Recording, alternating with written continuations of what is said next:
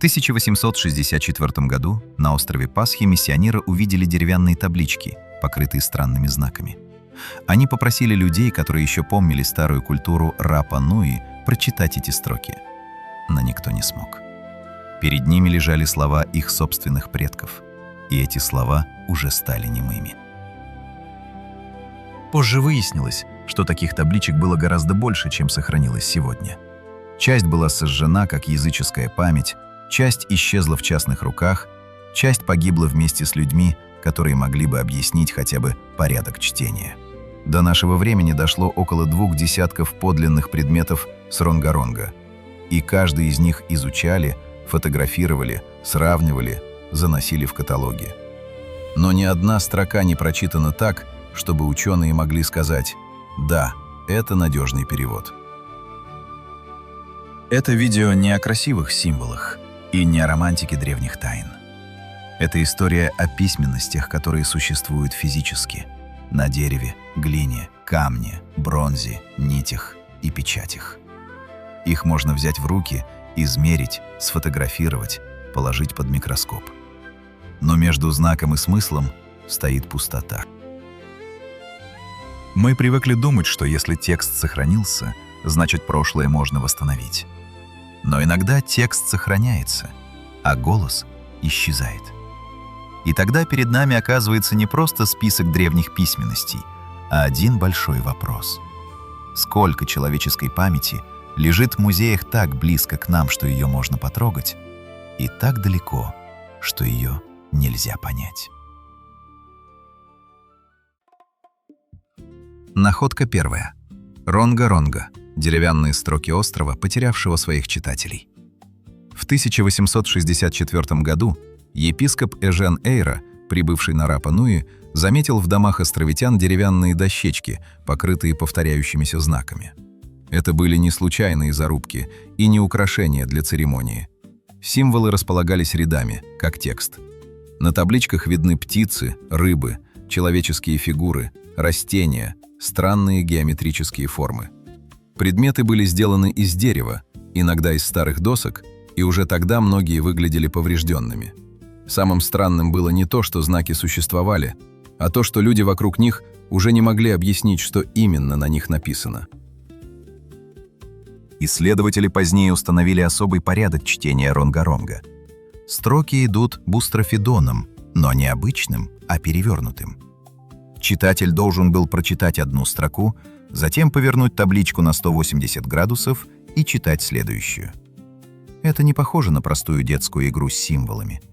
Такой порядок предполагает устойчивую традицию письма, памяти или ритуального чтения. Но традиция была оборвана до того, как европейские наблюдатели успели ее записать. Главной причиной этой утраты была не в лености исследователей и не в тайном запрете. В 60-е годы XIX века остров пережил катастрофу. Перуанские работорговцы увели многих жителей, среди них людей высокого статуса, хранителей родословных и ритуальных знаний. Затем пришли болезни, миссионерская перестройка быта и разрушение старых институтов. Даже если Ронга-Ронга читали не все, а только избранные, именно такие люди могли погибнуть первыми. Когда у письменности исчезает школа, она стареет быстрее, чем дерево, на котором написано. Сегодня специалисты спорят даже о природе Ронга-Ронга. Одни считают его настоящим письмом, другие — мнемонической системой, которая помогала вспоминать песнопения, родословные или календарные циклы. Лингвист Стивен Фишер предлагал свои прочтения, но они не получили общего признания. Каталоги Томаса Бартоли дали удобные номера знакам, но номер знака еще не означает смысл. Мы знаем форму, направление, повторяемость, материал и примерный контекст, но не знаем главного. Перед нами язык, протописьмо или память, зашифрованная в образах. Значение Ронга-Ронга выходит далеко за пределы острова Пасхи. Если это действительно независимое письмо, то оно было единственной системой такого рода, возникшей в Полинезии без прямого влияния известных письменных цивилизаций. Но доказать это трудно, потому что не хватает ранних образцов и надежных свидетельств до контакта с европейцами. Официальная осторожность здесь оправдана. Археология не любит красивых выводов без опоры. Но и отрицать сложность системы невозможно, когда перед глазами сотни аккуратно расположенных знаков, созданных людьми, которых слишком поздно спросили о смысле. Еще одна трудность связана с тем, что ранняя история самих предметов плохо документирована. Часть табличек оказалась в музеях Европы и Южной Америки уже после того, как остров пережил демографический крах. Для исследователя это означает, что он видит конечный объект, но не всегда знает его полный путь.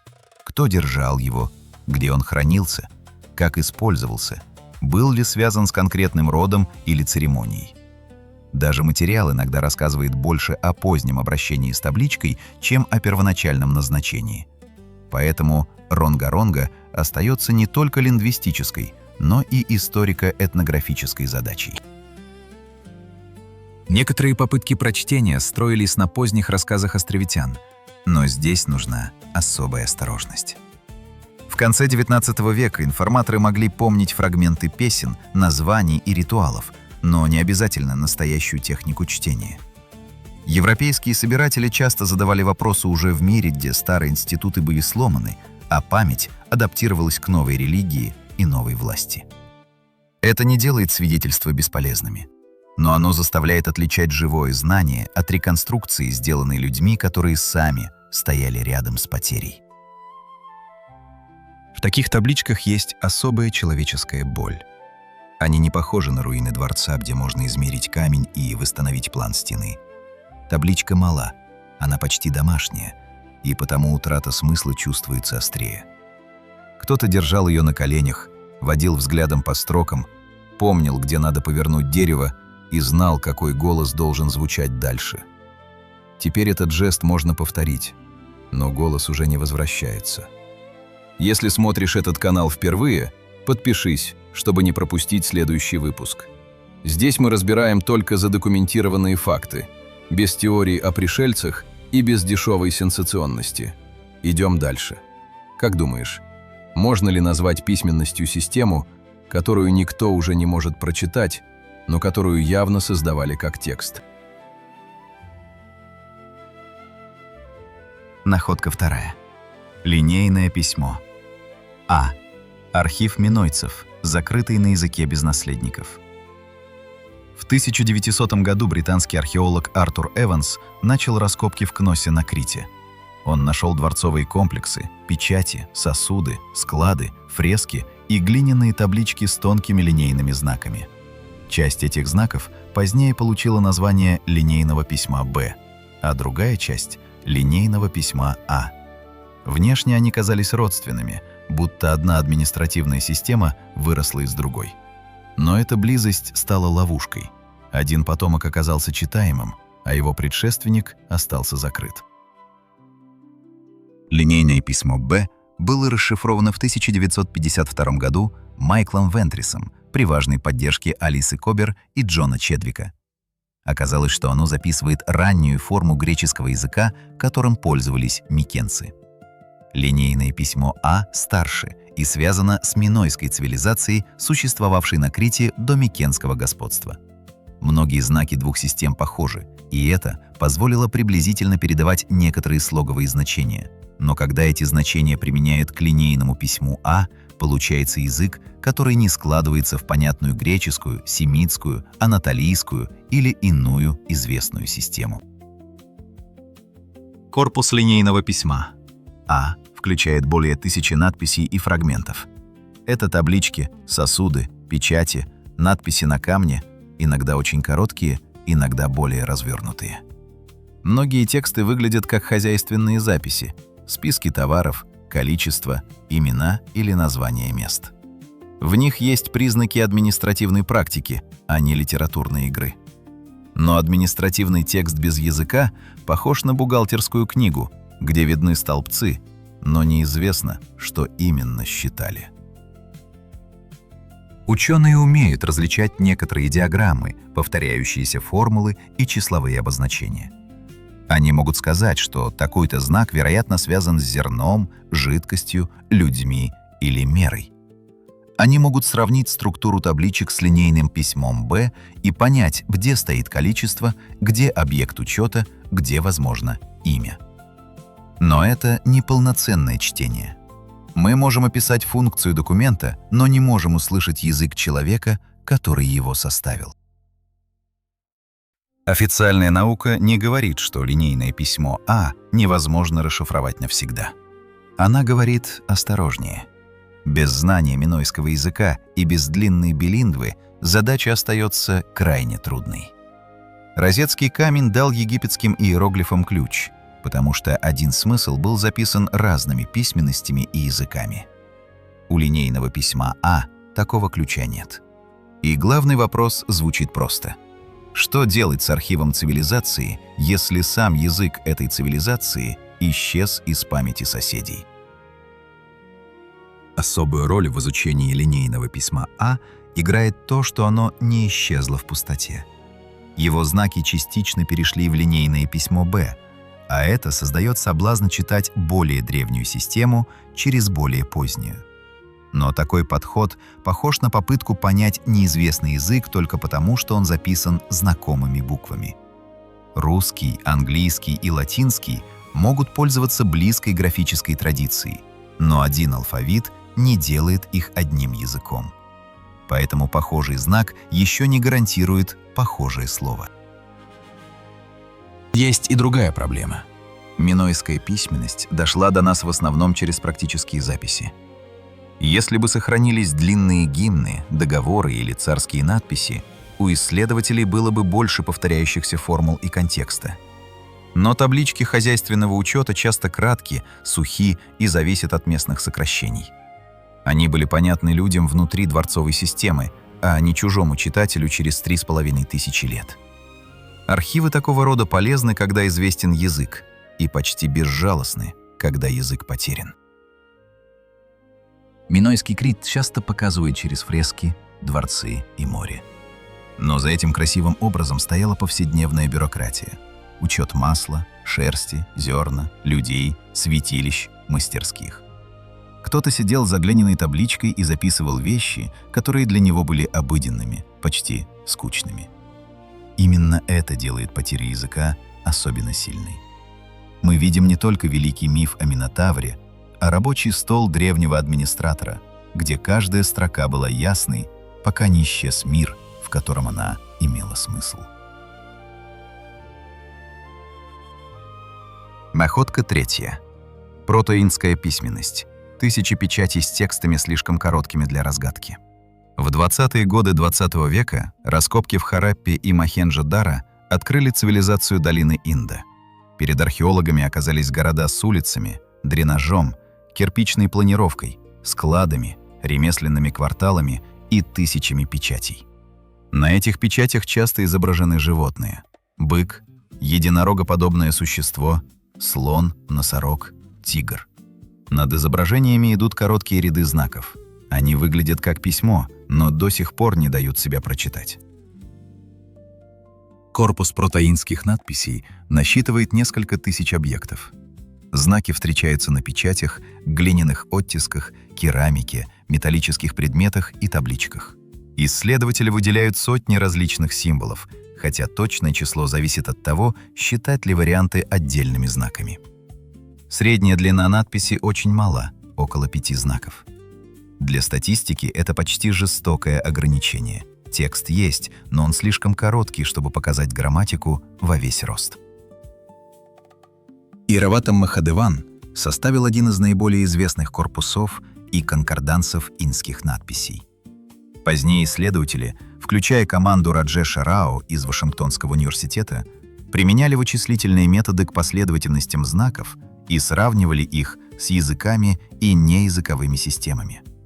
Результаты показали упорядоченность, похожую на структурированную запись, но не дали перевода. Другие ученые, такие как Стив Фармер, Ричард Спроут и Майкл Витцель, спорили, является ли эта система полноценным письмом или набором эмблем и символов. Спор важен, потому что от ответа зависит сама постановка задачи. Проблема долины Инда не только в знаках. Мы не знаем, на каком языке говорили люди Хараппы и Мохенджо-Даро. Предлагались дравидийские, индоарийские, мунда и другие гипотезы, но ни одна не стала общепринятым ключом. Нет и надежной билингвы, где один и тот же текст был бы записан инскими знаками и уже известной письменностью. Без такого мостика расшифровка остается похожей на попытку восстановить голос по отпечатку губ на стекле. Значение этой письменности огромно, потому что цивилизация долины Инда была одной из больших городских культур Бронзового века. Она торговала, строила, стандартизировала вес, производила печати и поддерживала сеть поселений на огромной территории. Если знаки действительно записывали язык, то перед нами один из крупнейших немых архивов древности. Но если это не письмо в привычном смысле, тогда мы должны признать другое. Развитая городская цивилизация могла управлять собой через систему символов, которую мы слишком поспешно хотим читать, как книгу. Сами печати долины Инда тоже подсказывают, что знаки были включены в экономическую и социальную жизнь. Их использовали для оттисков, возможно, для контроля товаров, идентификации владельцев, обозначения статуса или участия в обмене. Но печать не обязана содержать длинные предложения. Она может быть ближе к гербу, имени, должности, метке мастерской или священному символу. Именно поэтому каждый уверенный перевод должен объяснить не один знак, а всю функцию предмета. Споры вокруг протеинской письменности иногда становятся острыми, потому что за ними стоит вопрос о языке, происхождении и культурной преемственности Южной Азии. Но археологическая осторожность требует отделять современные ожидания от древнего материала. Люди Хараппы не оставили нам комментария, не подписали словарь и не объяснили, как читать их печати. Они оставили устойчивую систему знаков, повторяющихся в огромном пространстве. Уже этого достаточно, чтобы признать сложность, но недостаточно, чтобы подменить перевод желанием. В этих коротких надписях чувствуется особое сопротивление прошлому. Они не дают длинного рассказа, где можно поймать повтор имени, титула или молитвенной формулы. Они похожи на бирки, печати, подписи собственности, знаки власти или принадлежности. Человек, который ставил такую печать, не думал о нас. Он думал о складе, товаре, сделке, статусе, порядке. И именно поэтому его знак честнее многих поздних хроник. Он не пытался быть вечным, но пережил мир, где его понимали с первого взгляда. Что убедило бы тебя больше всего? Найденная билингва, длинная надпись или доказательство, что это вообще не язык, а другая форма памяти? Находка 4. Протосинайское письмо – начало алфавита, которое само остается полутемным. В начале 20 века на Синайском полуострове, в районе Серабит-эль-Хадим, археологи изучали древние египетские шахты и святилище богини Хатхор. Среди египетских надписей они заметили грубые знаки, не похожие на официальную иероглифику. Они были проще, резче, почти рабочими. В 1916 году египтолог Алан Гардинер предложил, что перед ним ранняя семитская алфавитная система. Если это верно, то скромные синайские надписи стоят у истоков огромной линии, ведущей к финикийскому, греческому, латинскому, а затем и к множеству современных алфавитов. Датировка протосинайских надписей обычно относится к среднему бронзовому веку, примерно ко второй четверти второго тысячелетия до нашей эры. Корпус невелик. Несколько десятков надписей и фрагментов, связанных с Синаем, а также родственные ранние алфавитные тексты из других мест, включая Вади-эль-Холь в Египте. Система, вероятно, выросла из египетских иероглифов через акрофонический принцип. Знак предмета использовался для первого звука слова на семитском языке. Так, изображение дома могло стать знаком для звука, связанного со словом «байт». Но между общей идеей и уверенным чтением каждой строки лежит большое расстояние. Гардинер обратил внимание на повторяющуюся последовательность, которую он связал со словом «баалат», то есть «госпожа». титулом богини, почитавшейся в Серабит-эль-Хадим. Эта гипотеза стала опорной, но не превратила весь корпус в открытую книгу. Уильям Олбрайт развивал раннеалфавитную интерпретацию. Позднее ее уточняли и оспаривали другие исследователи. Некоторые соответствия знаков с будущими финикийскими буквами выглядят убедительно, другие остаются спорными. Мы видим рождение принципа, но не всегда можем прочитать конкретную запись. Здесь особенно важен социальный контекст. Протосинайское письмо могло быть создано не дворцовыми писцами, а людьми на границе египетского мира, семитоязычными рабочими, мастерами, переводчиками или участниками экспедиций к рудникам. Египетская письменность была сложной и престижной, требовала подготовки и института писцов. Алфавитный принцип резко сокращал входной порог. Вместо сотен знаков – ограниченный набор символов для звуков.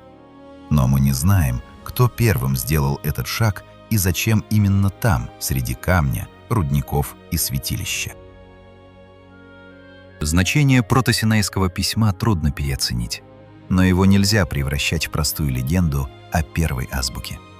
Новые находки и споры о раннеалфавитных системах показывают, что история письма могла быть сложнее прямой линии от Синая к современным буквам. Тем не менее, связь с северо-западно-семитской традицией и последующим финикийским письмом остается одной из центральных моделей. И в этом есть напряжение. Один из главных инструментов современного мира начался с надписей, которые сами читаются лишь частично. Мы пишем каждый день наследниками системы, чье рождение все еще видно через трещины. Особенно важно, что протосинайское письмо возникло рядом с египетской письменной традицией, но не было ее простой копией. Египетские иероглифы могли вдохновить форму отдельных знаков, однако семитоязычный пользователь переосмысливал их иначе.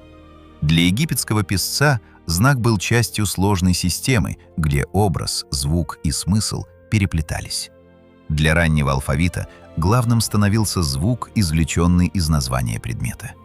Это был не просто новый набор символов, а другой способ думать о речи. Но малый корпус делает каждую гипотезу хрупкой. Когда надписей мало, один поврежденный знак может изменить чтение целой строки. Когда направление письма не всегда стабильно, исследователь должен решить, где начало, где конец и какие формы считать вариантами. Поэтому даже общая модель происхождения алфавита может быть сильной, а конкретный перевод отдельной надписи – осторожным и спорным. В этом нет противоречия. История часто лучше видна крупным планом, чем в деталях отдельной царапины. Алфавит кажется нам естественным, почти невидимым. Мы не думаем о том, что каждая буква когда-то была предметом, рисунком, попыткой схватить звук через образ. Люди, работавшие на Синае, возможно, не создавали мировую революцию. Они просто искали способ оставить короткую запись понятнее и проще, чем официальные знаки Египта.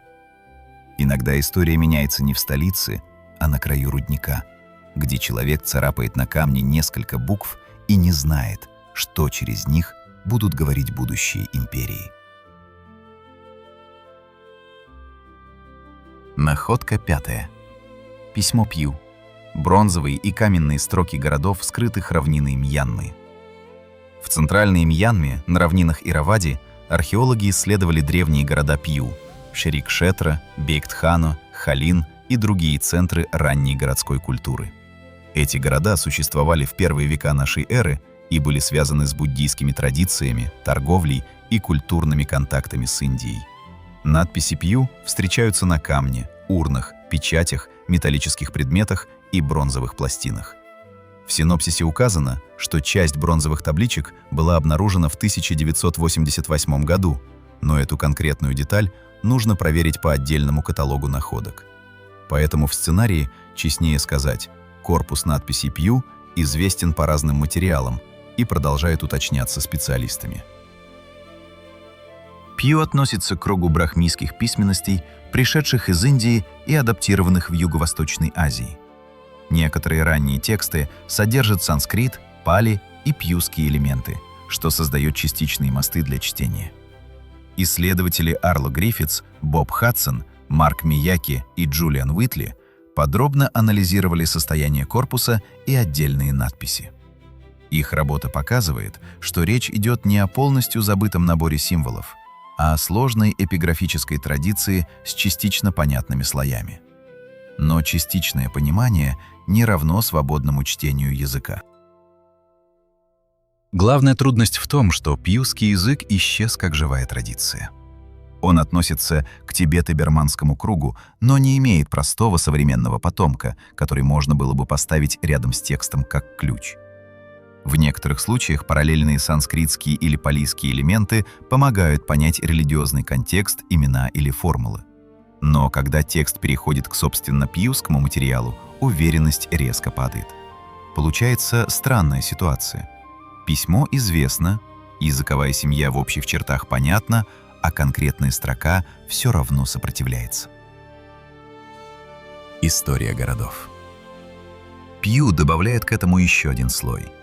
Долгое время многие их следы были скрыты ландшафтом, растительностью, поздними поселениями и слабой изученности региона.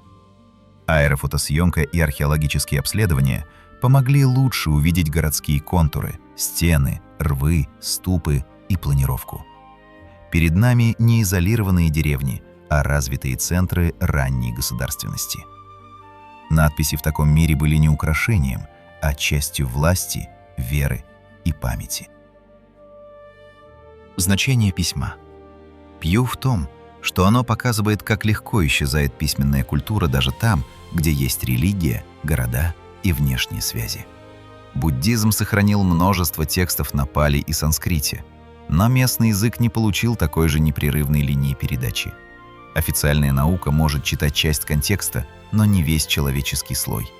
Мы знаем, что эти города строили, торговали, молились, хранили умерших, оставляли имена и формулы. Но многие их собственные слова остаются как тень между строками, где видна буква, но не слышен человек. Часть пьюских надписей связана с буддийским контекстом, и это помогает исследователям видеть религиозный слой текста.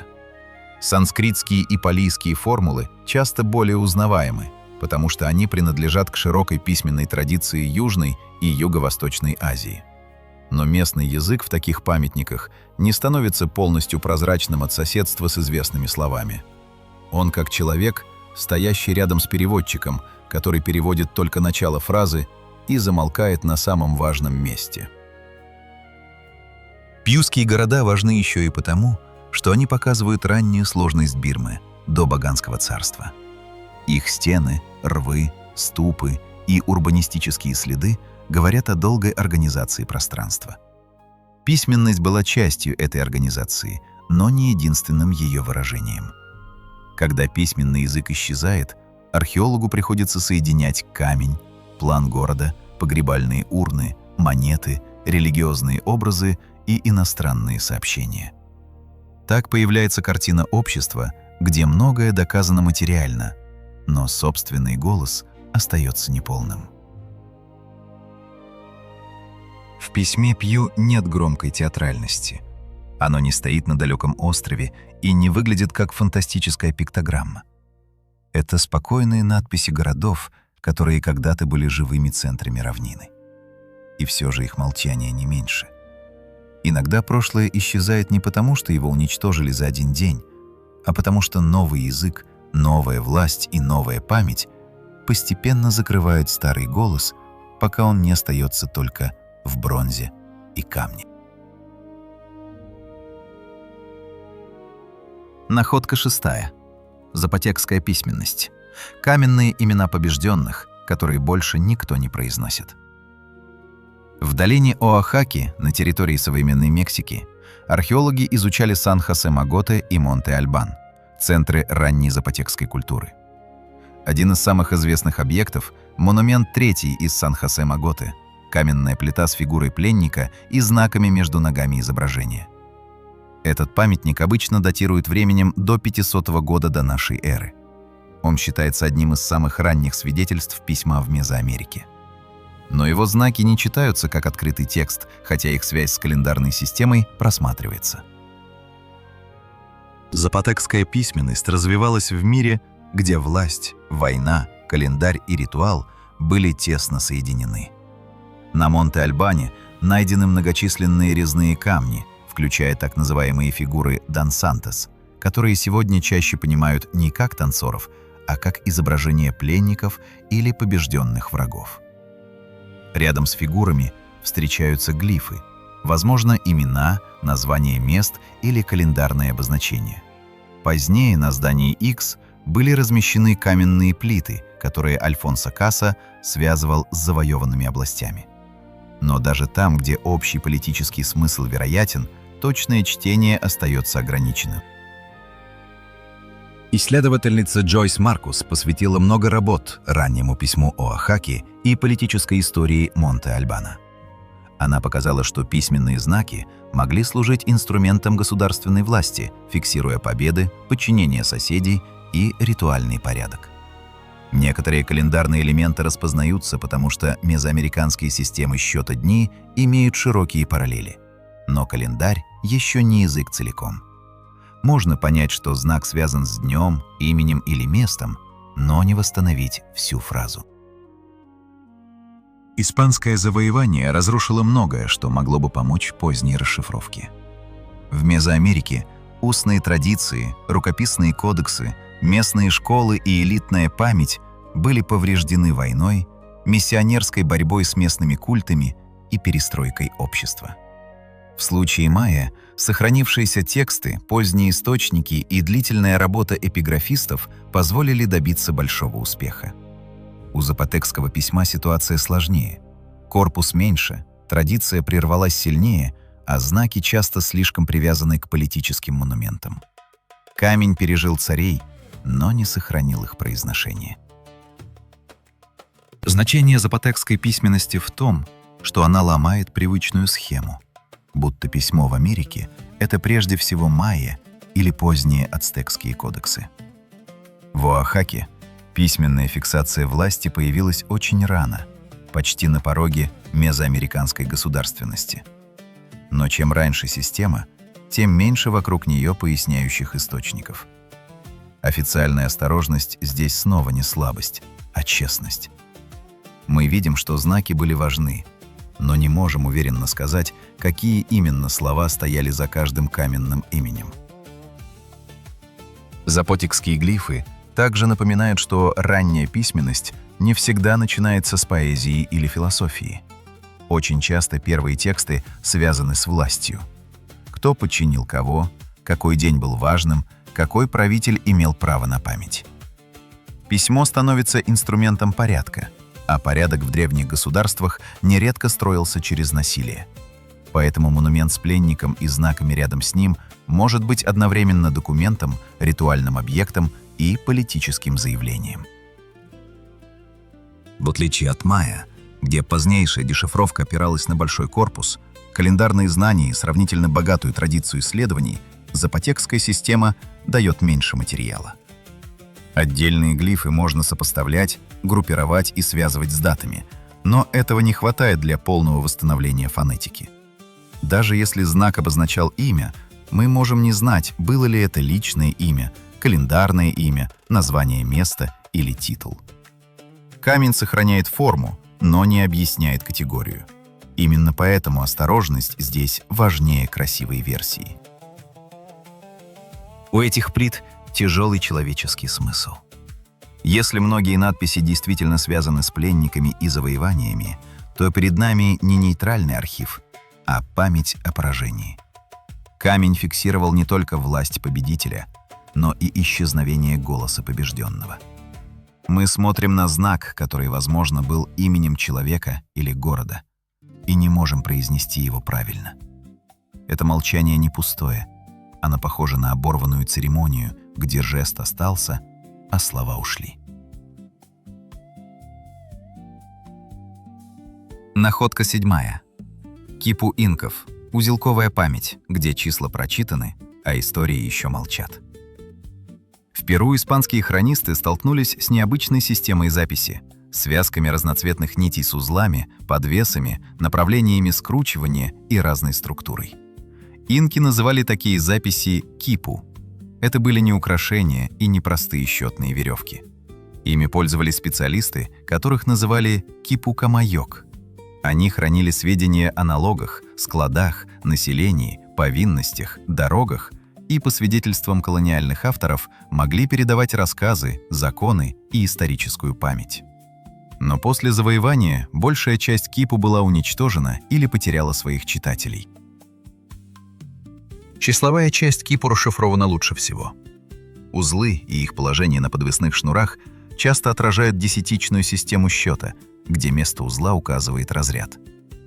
Благодаря этому исследователи могут читать многие бухгалтерские и административные записи: количество людей, животных, продукции, налоговых единиц. Работы Лиланда Локка, Марсии и Роберта Ашеров, Гэри Уртона и других специалистов помогли построить основу для анализа.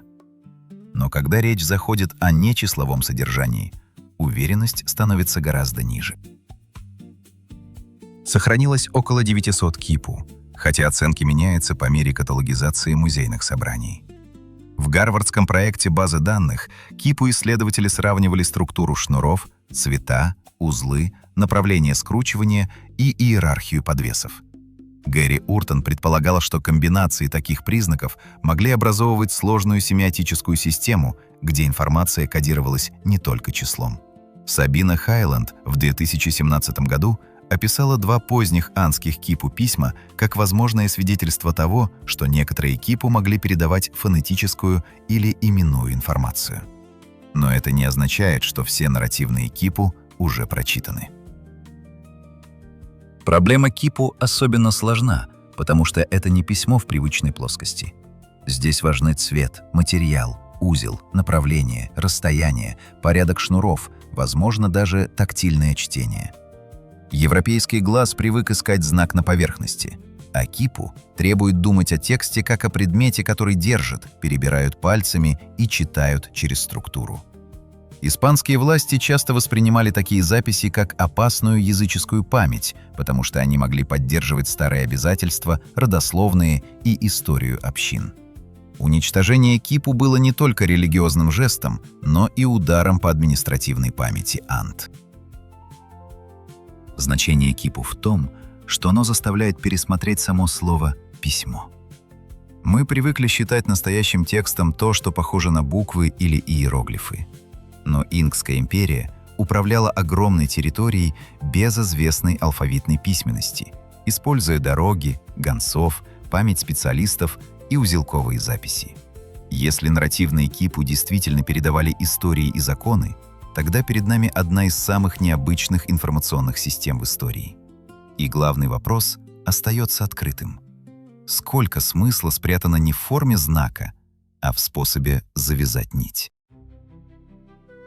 Для понимания кипу важны не только археологические предметы, но и колониальные свидетельства. Испанские авторы писали, что специалисты по кипу могли сообщать сведения, которые выходили за пределы простой бухгалтерии. Но хронист смотрел на андскую систему через европейскую привычку к книге, нотариальной записи и алфавиту. Он мог недооценивать то, что было понятно местному специалисту, или наоборот, описывать непонятное слишком широко. Поэтому каждое сообщение хроники нужно проверять через сами шнуры, их структуру и местный контекст.